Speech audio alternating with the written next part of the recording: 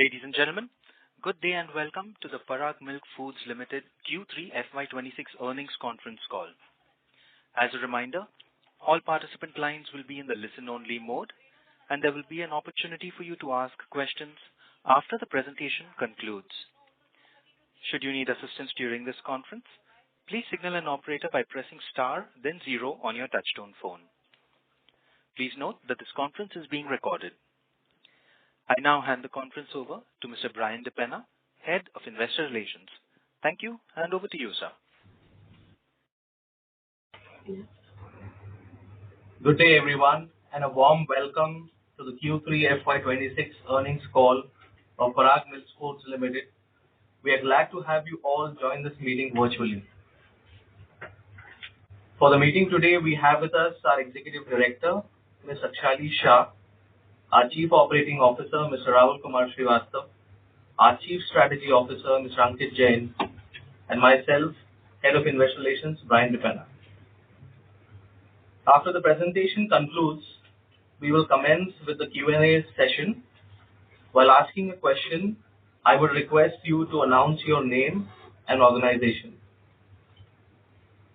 For the purpose of completeness, I do want to read out our safe harbor statement.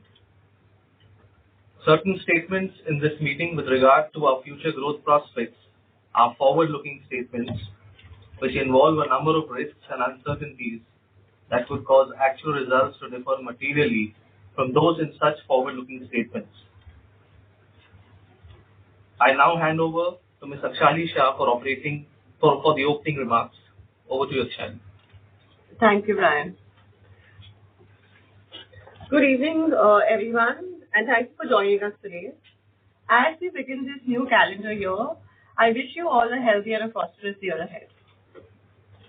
Q3 FY26 has been yet another landmark quarter for Parag Milk Foods, one that reflects the clarity of our strategy, the strength of our brand, and the discipline with which our team continues to execute. Building on our momentum, we delivered a revenue in excess of 1,000 crores for the second consecutive quarter. This, our highest ever quarterly revenue, represents a 14% year-on-year increase, supported by 8% volume growth. This performance reinforces our belief that consumer demand for trusted, high-quality dairy and nutrition products remains strong.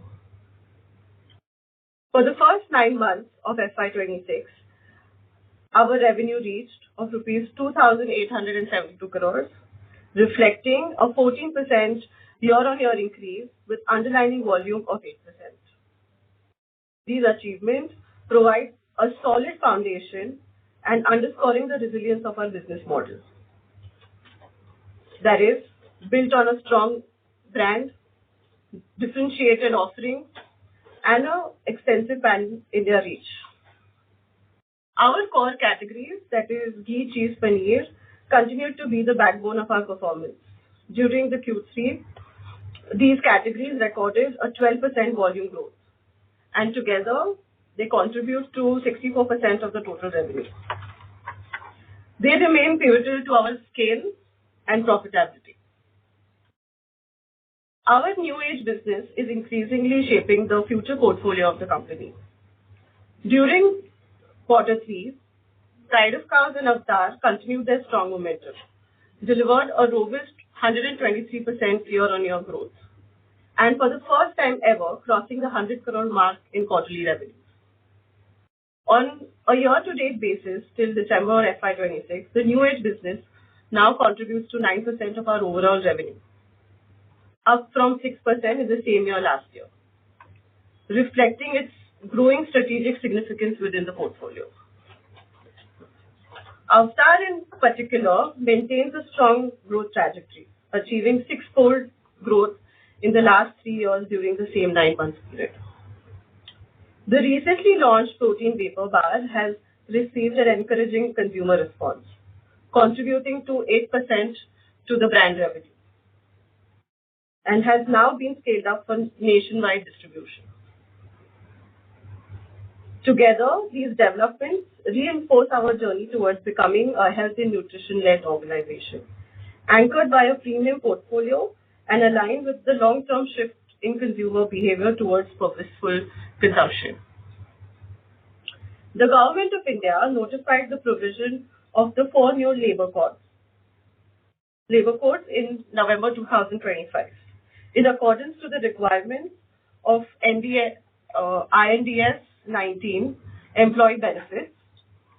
The changes arise from the implementation of the labor codes have resulted in an estimate of one-time increase in the provision of employee benefits of rupees 5.4 crores on a standalone basis and rupees 5.7 crores on standalone basis. The same has been recognized as an exceptional item during the quarter. The commodity witnessed inflation of 20% year-on-year and 6.5% sequentially during the quarter, with the average milk price inching up to 40 rupees a litre. For quarter-on-quarter impact, while the milk prices inched up 6.5% sequentially, the company has been able to maintain a similar gross margin sequentially at 25.9% for Q3 FY26 versus 25.8% for Q2 FY25. Okay, sure. The company has been able to navigate the cost push with pricing and promotion strategy together, improving the portfolio mix. The year-on-year impact, while the milk prices inched up 20% year-on-year, the company has managed to pass on the cost push in a calibrated manner, which led to gross profit growth by 9%, which is in line with the volume growth. In this inflationary environment, the gross margin has come down to 25.9% in Q3 FY26 versus 27.2% in Q3 FY25. This moment entitled by a combination of favorable product mix impact offset by the inflationary impact. EBITDA for Q3 FY26 is 7.6% versus 9% last year, and last quarter it was 8.9%. While the year-on-year EBITDA is impacted mainly due to on the account of gross margin, but the sequentially EBITDA is lower on account of one-time other income of 16 crores during Q2 FY26.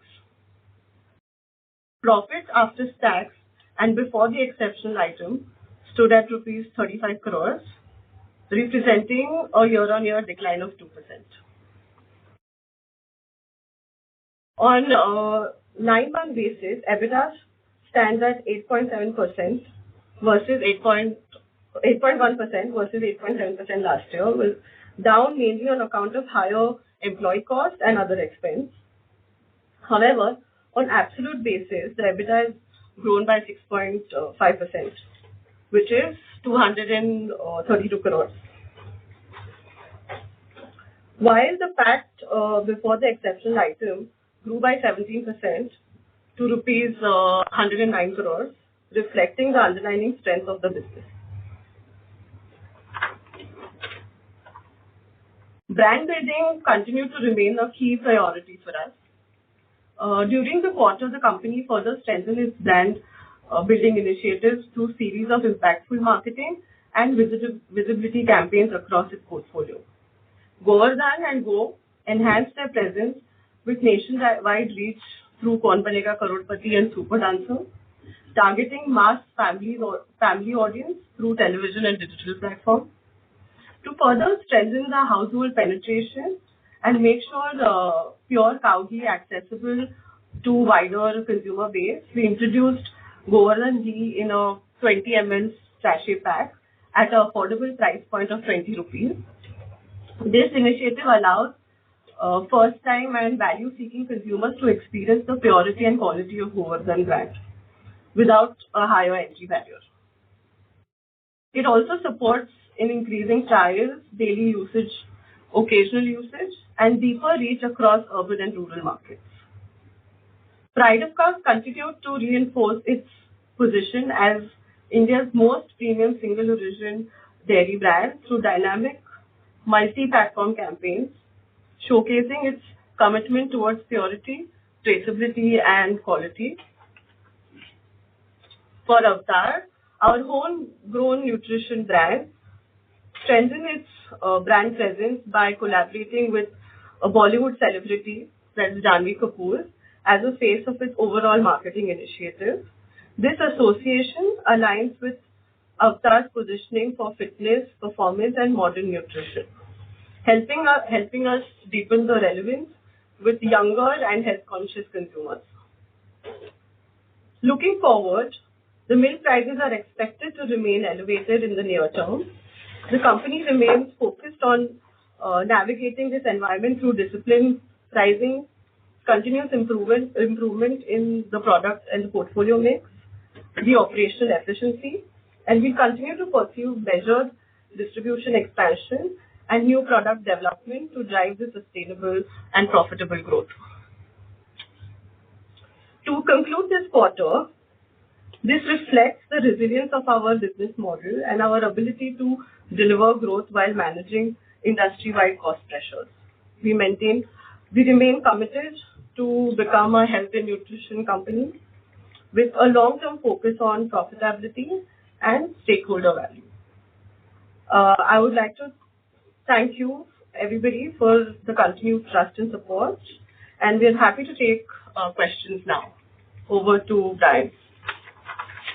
Thank you. We will now begin the question and answer session.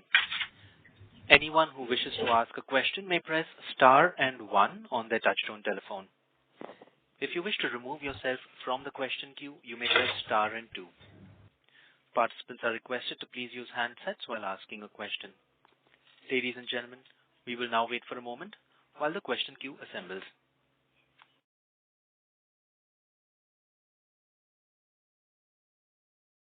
Our first question comes from the line of Rehan Syed from Trinetra Asset Managers. Please go ahead.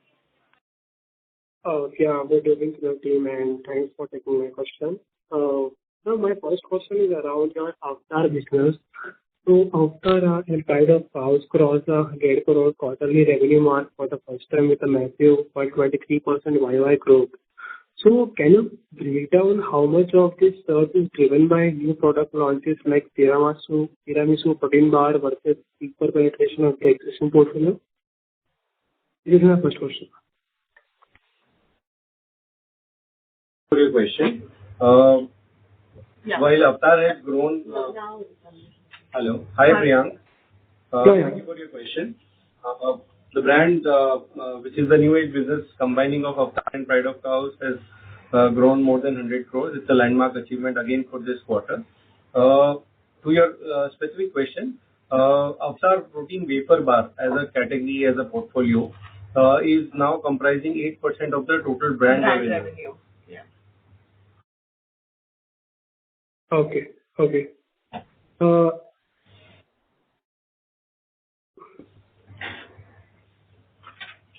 And my next question is around the net working capital side. With net working capital days having improved to 62 in FY25, so how has the increase in the quarterly revenue 1,013 crore impacted your inventory levels for the current season? And do you expect further efficiency gains in the cash conversion cycle? See, while we have not published the balance sheet, so I will not comment specific on the numbers. But overall, as you know, there is an inflation sequentially. So of course, the inventory has moved up in value terms to a sequential impact.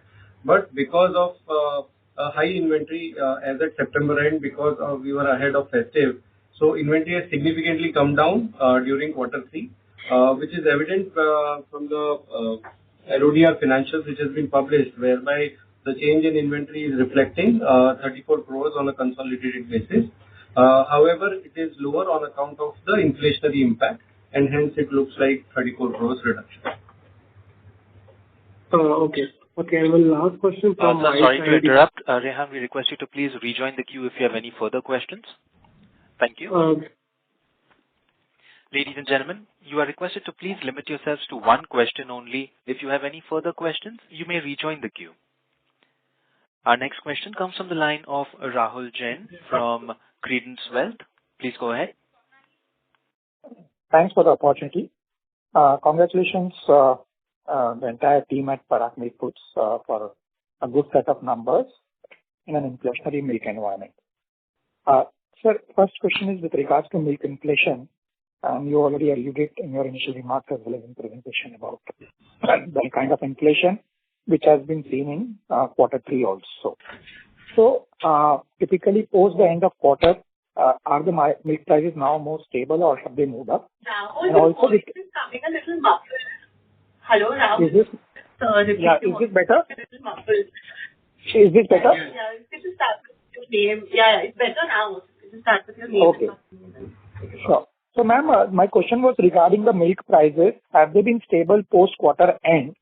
And also with regards to the prices of products, how much of the milk price has been passed on till December? And post that, have we taken further price hikes to kind of, take care of the milk price increase? Yeah. With respect to milk prices, of course, it has inched up on a quarterly basis. On a YOY basis, you would have seen it has increased 20%. Similarly, if you were to look at on a sequential basis, it has increased to the tune of close to 6.5%. Now, when we compare sequential quarters, the gross margins are relatively flat, around 25.9%, representing that we have been able to pass on the price increase, which is of course offsetted by an improved portfolio mix. On a YOY terms, significantly because it's a 20% YOY increase in milk prices, and of course the other commodity input prices. The same has been passed on, respectively. This is evident in the gross profit growth. So our absolute gross margin, gross profit, has grown by 9%, which is in line with our overall underlying volume growth of 8%. So we have been able to pass on the cost push. Now coming to your question on the price increase further, etc. Yes, we foresee that in the near term, the milk prices are going to remain at an elevated level. And we will take due precautionary action when it comes to passing on the pricing cost push. Just for an update, from February, we have increased our prices in branded cow ghee, which is Govardhan ghee, to a certain extent to take care of the inflationary impact. Just to add on, Ankit, normally, when the outset of summer, there is a scarcity of milk, the production goes down and the milk prices go up. So next 3 months, there will be some elevated prices as far as milk prices are concerned. But as Ankit told that we are going to maintain our pricing power and we will take the necessarily price increase in our product to compensate the price increase of milk. Sure. And so my next question is Sir, sorry to interrupt. We request you to please rejoin. I only ask one question. Yes. Only ask one question. So we request that you limit yourself to one question only. Please rejoin the queue for any follow-up. Sure. Thank you. Our next question comes from the line of Debashish Neogi from Aban, Dubai. Please go ahead. Yeah. Am I audible? You are audible, sir. You may proceed. Yeah, we can hear you well. Yeah, we can hear you well. Yeah. So my question actually is, more strategically.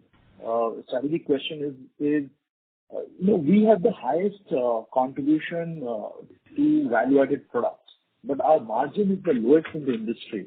Now, structurally, that should not be. We are there. On top of it, what is happening, we are not able to pass on the price. We are very 3 strong brands. Now, if I take a longer horizon, of 1 year, we are not able to pass on the price hike.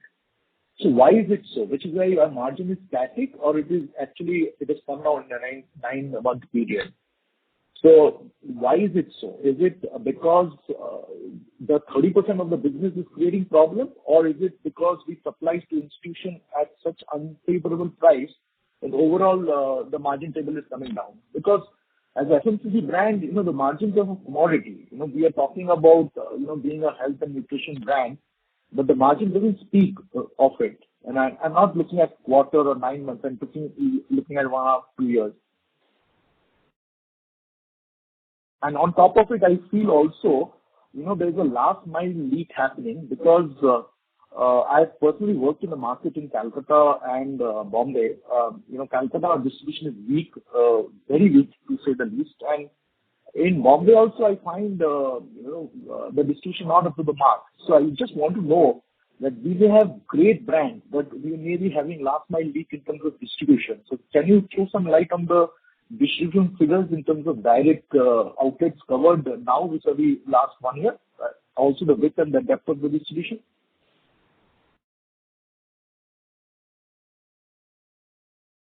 Hello?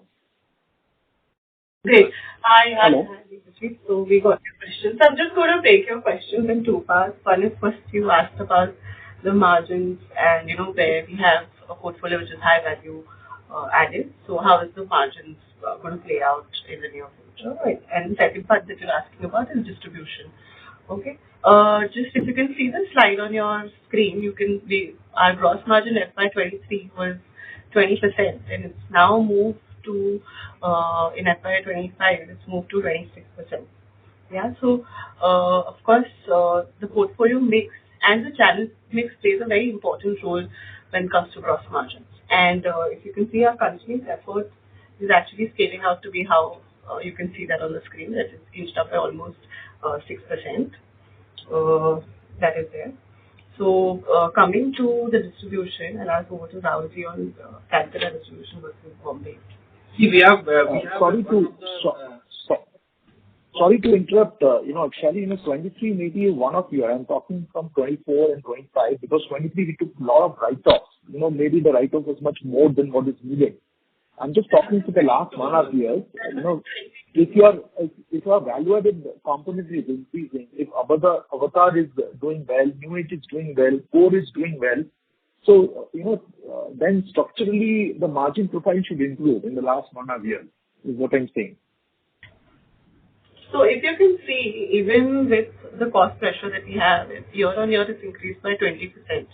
Yeah, the commodity, and sequentially it's increased by 6.5%. Even in our cost pressure environment sectors, we have maintained our gross margin.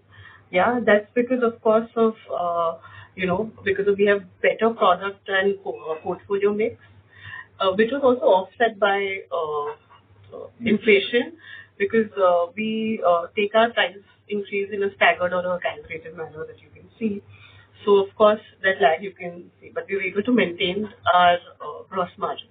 Just to clarify, FY23 was not the write-off year. Yeah, just to clarify. Yeah, Devashish, hi, Ankit here. Just to clarify, the write-off year was FY22 and not FY23. So FY23 was 20%, which is without the write-off, which has improved to 26%. It is hovering around 26%. While we compare specifically, we have discussed that this gross margin considers the raw milk at a landed rate at the factory gate. This is how we look at it. However, our overall target is to improve EBITDA. As the portfolio mix improves, gross margin will certainly improve. And as the and also the channel mix. Yeah, and also the channel mix. One of the important factor is we have a B2B portfolio of around 30%, which impacts gross margin in a percentage terms because they work on a thin margin as compared to a consumer segment, which is B2C. Overall, EBITDA journey, we can see on the slide 5.7% to 8.5%. Even in current year, on a YTD December, we are at around 8.3%, which is on a similar lines. We are likely to continue on this trajectory. Of course, our aspiration is to move up to double digit first, but this inflation, which is a very heavy inflation, impacts the gross margin in percentage terms. That I think we have amply clarified in the last quarter also, because it was an inflationary quarter last year as well. And this year also we've given a clear explanation that percentage gross margin looks dipped or moderated in an inflationary environment. So I want to talk about the pricing power that we have. So if you see for Goas and ghee, which we're almost 20 to 25% higher than the second leader. So it also reflects that our pricing power and the brand power in the market, which is there.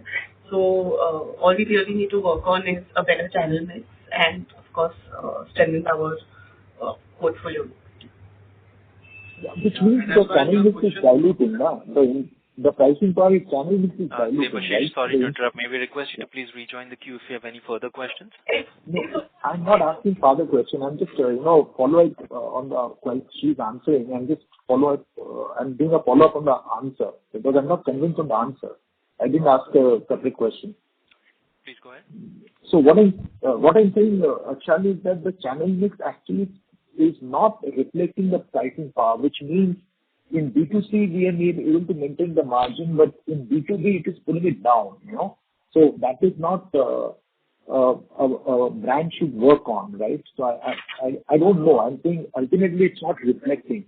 And the other thing is, I think, we have great brands, great products. I personally tested the product, but I think we are having a last mile leak in terms of distribution. Okay. Any numbers on that front in the last 1 year, how it has moved, both width and depth of distribution?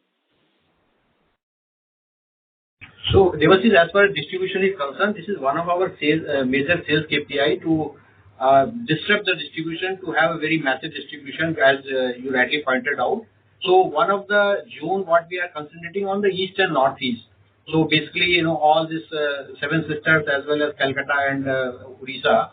So, last means YTD, we have about 30,000 more outlets we have created, and this is what we are working on that with a clear follow-up with the Bizome, which is our sales tool, IT sales tool. Yeah. So we do very precise updation on the distribution network increase, and this will continue till we reach to a respectable in all the states close to about 10 million outlets.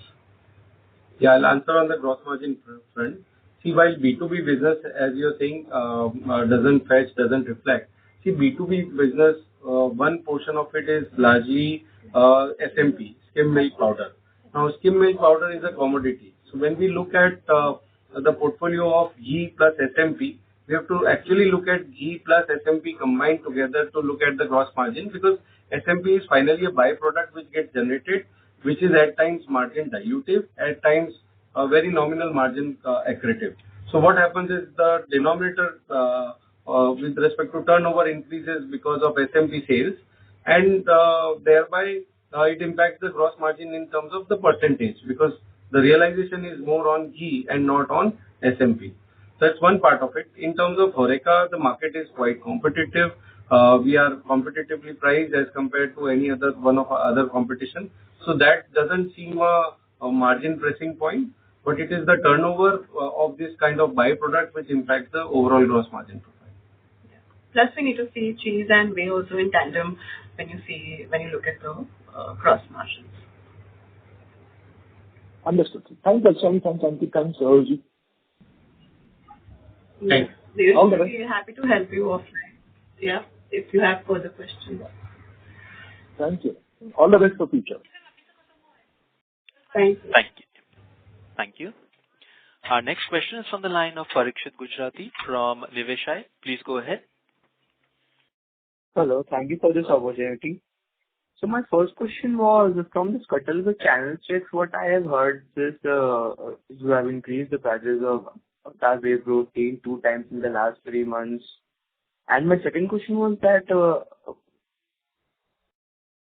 what percentage of revenue we are spending on marketing?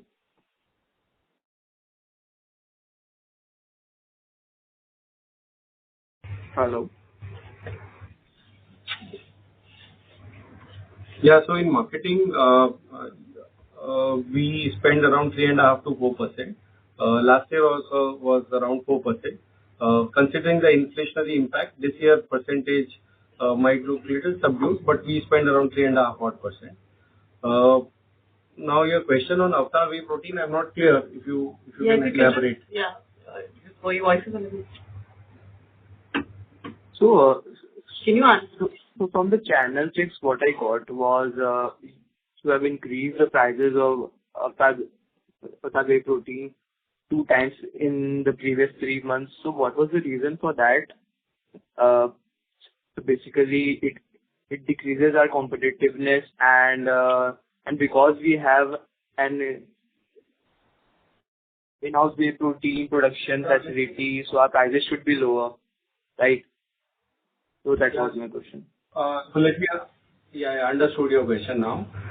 See, Avatar whey protein, as you rightly pointed out, is created in-house, etc.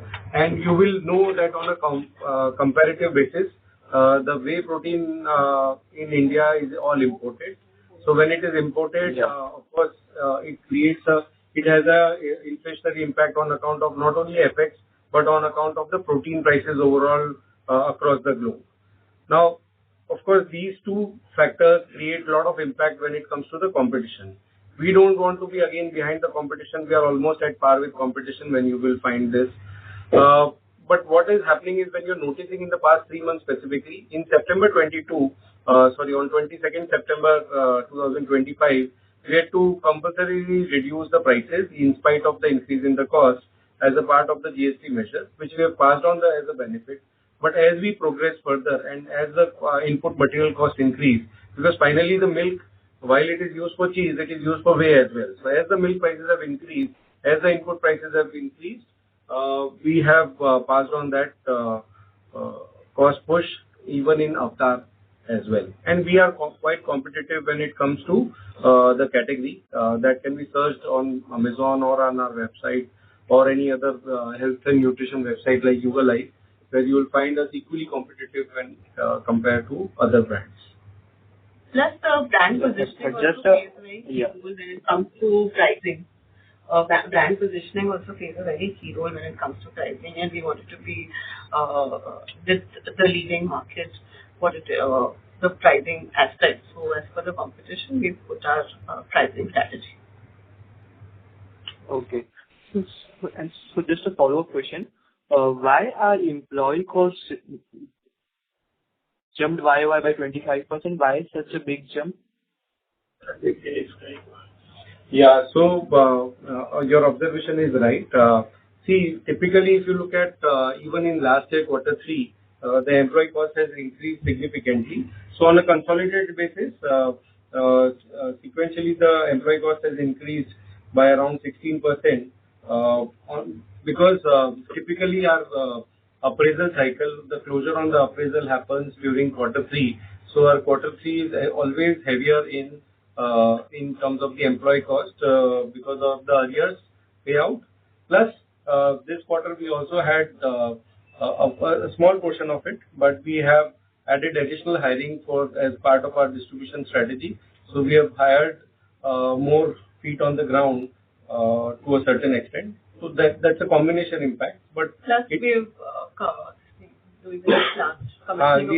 commissioned a new plant as well, Thorendale plant, which is at Manchar only. So there was a separate staffing for that. So it's a combination of both, but largely all our Q3s, at least for the past 3 years, you can see it is heavier as compared to Q2. Thank you. Our next question is from the line of Madhur Rathi from Counter-Cyclical Investments. Please go ahead. So, sir, taking off from the previous speaker, my concern is also similar that it is beyond comprehension that despite having such a high value-added, so-called value-added portfolio, our margins are actually lower than people who are basically selling milk. And those companies are actually operating at negative working capital, whereas we have a huge working capital, and despite that, we have low margins. So it is not comprehensible that what exactly is the issue. Is the issue that our dependence on B2B is too much, or the cheese is the main culprit over here that we have to maintain a huge inventory and then give huge credit period? And I can see on the balance sheet that we even pay advances to our suppliers. So, I mean, how is this business going to earn a return on capital when we are going to pay advance to our suppliers, pay huge credit to our purchasers, distributors, and on top of that have a huge inventory and then do a mid-single digit operating margin? Okay. See, while you are comparing like to like on the listed entities, see, there could be fundamental differences. One, when we measure our raw material cost, we measure the raw material at the landed cost at the factory gate and not the pure commodity price which is paid to the farmers. That is one. The second portion which I explained to the previous question also, that our turnover is little higher because the entire byproduct sale gets accounted as a turnover. While when we sell liquid milk, we are selling only milk. But when we are selling ghee, we have to sell ghee as well as the SMP, which is just being generated as a part of the byproduct. So what happens is your denominator increases because of the same. Denominator means I mean to sale. The sale number increases, and thereby it impacts on the gross margin as a percentage, what we look at. Having said that, we have to, while the gross margin in other portfolio is quite high, we have to look at ROC accretion, as you rightly pointed out. And you can very well see on the chart that overall the ROC has inched up from 8.6% to 14.3%, and that is also our target and our mission to how to improve on the ROC. Now, coming to your question on the working capital requirement, I think we have significantly improved on our working capital cycle. Our working capital cycle has come down from 75 odd days to now close to 60 days. Again, large part of it we have already corrected in terms of how should the inventory be there just in time, etc. But whatever is required as a part of the business fundamental, like ripening of the cheese, etc., we need to keep it. While all our other factors in terms of receivable, payables. So overall, our net working capital cycle we look at from this 60-day perspective. That's all. So the ethos of our company is to add value in the long term and add the business wherever needed. So we are going and growing our portfolio. We are focusing a lot on NPDs. You would have seen that protein wafer bar, which was launched just in Q1, which was scaled up over a period of time and now ready for already scaled up now for national-wide distribution, is already got its share to 8% of the total brand revenue in just 3 quarters. So we believe that the way we are looking at improving our profitability in terms of overall EBITDA margins, the same should reflect in ROC. And since you are observing everything specifically, our overall the debt has reduced, overall finance cost has reduced, which is adding to the bottom line overall. So that's where while EBITDA growth will be certain muted, but PBT growth is healthy growth.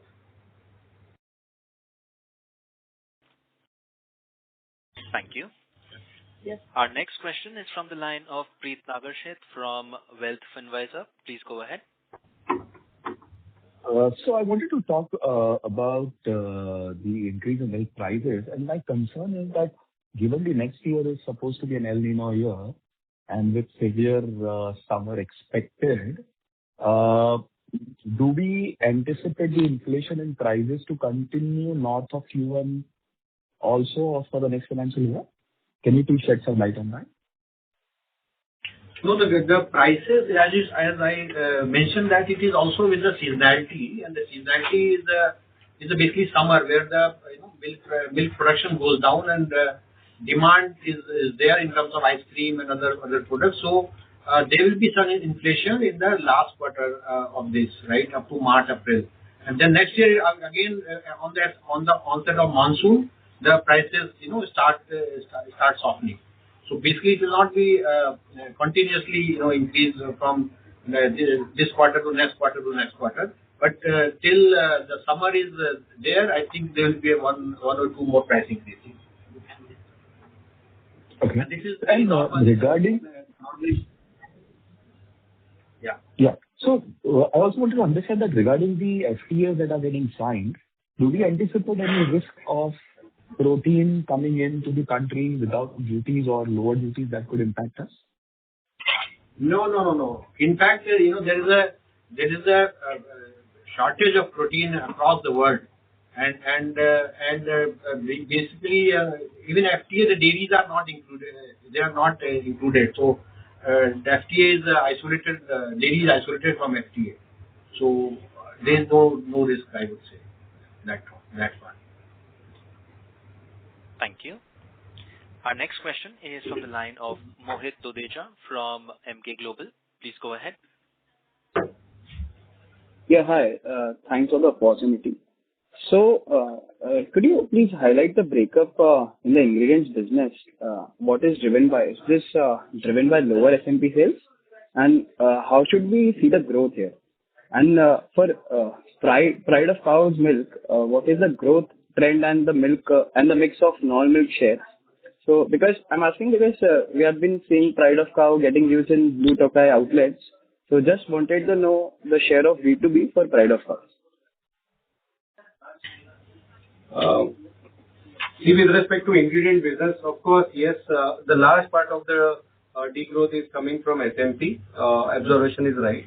However, there is other institutional whey protein also which we sell. There also we have chosen in terms of not to allocate much on the ingredient business, rather to allocate more towards the Avatar protein business. So that has been a conscious strategy to have a lower ingredient business, whether in form of the whey proteins or whether in form of the skimmed milk powder. But your observation is right. Largely it is on account of SMP. Now coming to the share of Pride of Cows. See, Pride of Cows as a brand and Avatar both are our new growth engines, and we've combined it together for all our reporting purposes, and that's where we call it as new age business, which is going to grow significantly versus where it is today, as well as is going to be margin accretive for the company as a whole, because these both are our premium offerings and superior product offerings. So from that perspective, we're not sharing any differentiation or the split between the two. And further question is in terms of the milk supply, which is to the Blue Tokai.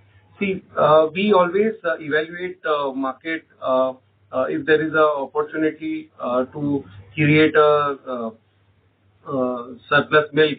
We can always allocate to the B2B business, but we took it more as a marketing initiative, whereby we are able to place the milk in those outlets, which is a growing chain, and they are going to promote their products along with our brand collaboration is the new way of marketing, and you see a lot of brands collaborating. So we've done a collaboration with Blue Tokai, and that's why that's one of institutions that we do.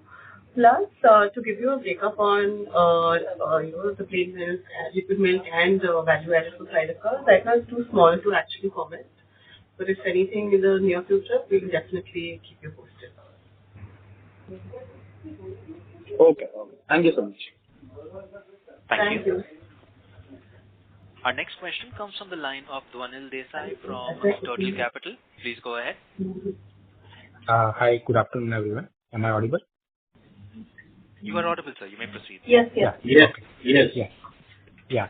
So my first question is, we talked about pricing increases that we have taken for our portfolio on the value-added side. So two parts to the question. One, we have done very good volume growth in the core categories. So, how do we see the impact of, this pricing increase that we are taking in terms of volume growth going forward? And second, since now we will be offsetting the inflation on the milk side largely, and because our new age business is growing much faster, should we expect, some kind of a sequential improvement in margin, or should we stabilize around current level? How should we look at, gross margin, EBITDA margin going forward till the flush season comes into play? Now, as you rightly pointed out, yes, the volume growth at a category level in double digit for core categories with such a large base is significantly good, and you can see that the performance is there, whether in quarter 3 or in 9 months put together at a 12%. It's a significant achievement, what we also believe. However, because of the inflation, you can see that there was almost a kind of 8 to 9% inflation, and that's where the value growth is very, very high. But we believe more on fundamentals in terms of volume growth. That's where we have been transparently updating you that the volume growth is 12%. This inflation will continue, will not continue. There could be plus minus as the commodity cycle changes. So it is better that we focus more on the volume portion. Now coming to your question with respect to if the portfolio mix is increasing, the core categories is growing, the new age share is growing, and how it adds to the overall margin, and how do you foresee it? See, it's a combination of overall managing a business. So at times we take call on core categories, at times we choose to pass on, at times for certain products we choose not to pass on, etc. Every time for every consumer product with every single rupee increase, it will be good for a cleaner supply chain for consumers, etc. Overall, all stakeholders to keep it simple. So from that perspective, we manage it, and this is the art of managing the business. How do we manage the overall and balance the overall portfolio put together? So in an inflationary environment, we have categorically explained the percentage margin always comes down because what happens is for certain core categories like products, we tend to we pass on the cost push, thereby keeping our, for example, rupee per liter margin keeping same. But because the inflation is there, the margin percentage comes down. Having said that, we have all categorically also mentioned that the favorable product mix has improved or helped in supporting a sequential gross margin. So it is overall balancing. I would say that the company will overall look into the portfolio and balance it out. We have to more look at how we are growing the absolute EBITDA, how we are able to add to EPS. I think that's our vision mission. Got it. And more questions are coming. Thank you. Thank you. Our next question is from the line of Kaushal Sharma from Equinox Capital Venture Private Limited. Please go ahead. Hello. Hi, sir. Am I audible? Yes, Kaushal. Hi, you're audible. Yeah. So very good evening, sir. So my question is on your new age business, which is currently around 9% of our overall revenue. So what is our outlook for this share going forward next 2 to 3 years? And for new, as we are aggressively growing in our new age product, and the milk ratio is quite high in this segment because we require around 10 to 12 liters of milk to produce 1 kg of cheese, and the intermediate product is byproduct is whey, which requires of milk quite high content, and because currently very inflationary requirement. So are we very jump in the inventory or working capital, incremental working capital, because currently we are growing around 14 to 15%. Will this increase our borrowings, which is around 543 crores as of now? That will may impact our margins going ahead. And what is our plan to repayment of our debt, because it's quite elevated?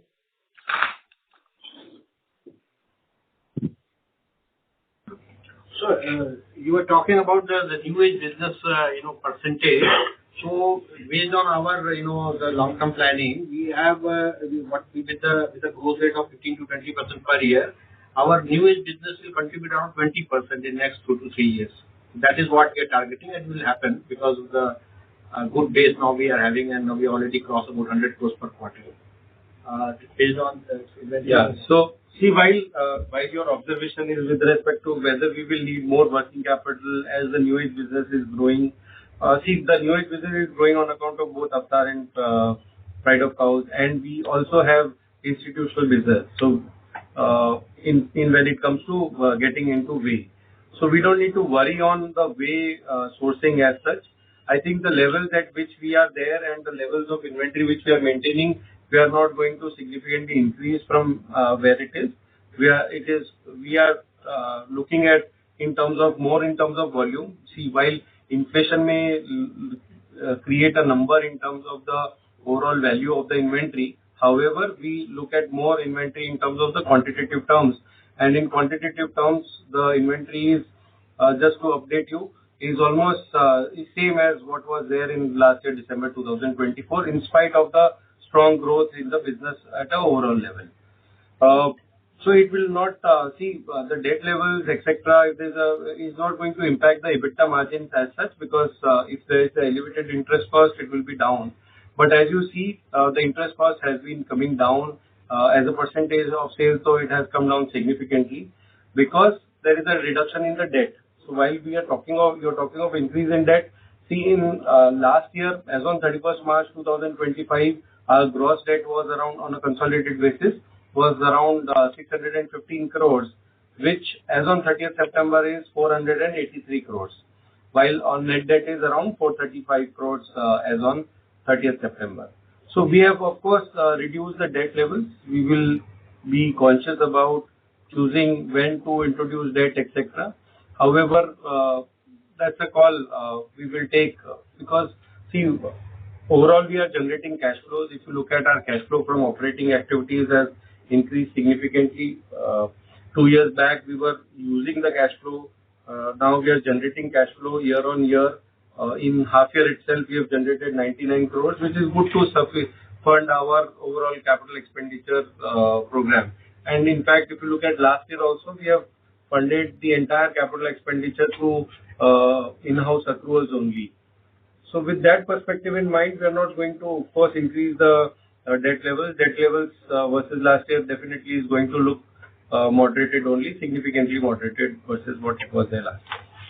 What is our targeted debt to capital in that case, considering current inflationary environment? And what is the repayment plan? As you said that we will reduce the debt. See, a large part of the debt is a short-term working capital debt. The long-term debt is a very small portion, which is large. One portion is on account of NCDs, which we are repaying on a half-yearly basis. This was an NCD which was taken in 2021 of around 150 crores, and today the outstanding is around 81 crores. So it's a repayment which is scheduled on a half-yearly basis. Having said that, for funding the additional working capital, we have taken certain other debt in terms of the machinery-related capital expenditure. But overall, it is part of managing the overall debt profile, whether we are borrowing in form of using it for a term loan for a machinery versus using our CC limits. So as of now, we have maintained a mix of both, and that's where we're looking at the overall debt position, not in terms of what is the long-term debt and what is short-term debt. Thank you. Our next question comes from the line of Vinod Krishna from Avendus Wealth. Please go ahead. Am I audible, sir? You are audible, sir. You may proceed. Yes, please. Sir, in Govardhan ghee, how much, actually you were saying that our prices are 20 rupees or 20% higher than the competitor? And also the growth outlook on the new age business, what percentage can we expect? Because we are growing 100%. I don't think we can maintain 100%, but this 400 will become 1,000 in 2 to 3 years, so we can take like that. So these two. See, if we were to grow, so okay, first of all, let me answer on the ghee prices. So ghee prices is almost close to 20% higher than the competition. It is not 20 rupees, it is 20%. Okay. What we were mentioning, 20 rupees was the 20 ml sachet. Hope there is no confusion on account of this. Secondly, with respect to the new age business, I think Rahulji just answered that today it comprises 9 to 10%. Our endeavor is how does it we grow the portfolio to double and make it 20% as a part of the overall turnover. Having said that, even if the mix improves in terms of the new product portfolio, the new age business portfolio, growing from 100 crores to 1,000 crores is a 10x jump. While we have seen abnormal jump, you look at 8x, 6x, it has grown significantly.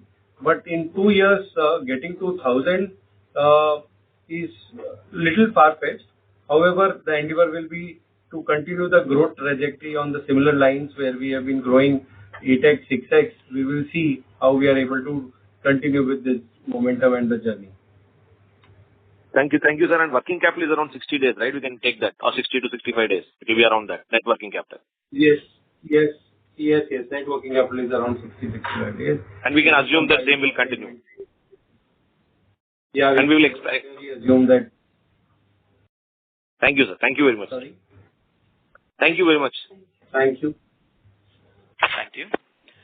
Ladies and gentlemen, we will take that as the last question for today. I would now like to hand the conference over to Mr. Brian DePena for closing comments. Over to you, sir.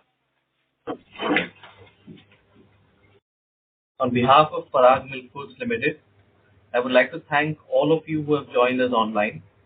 Have a nice evening. Thank you for joining us. Thank you. Thank you. Thank you. On behalf of Parag Foods Limited, that concludes this conference. Thank you all for joining us. You may now disconnect your lines.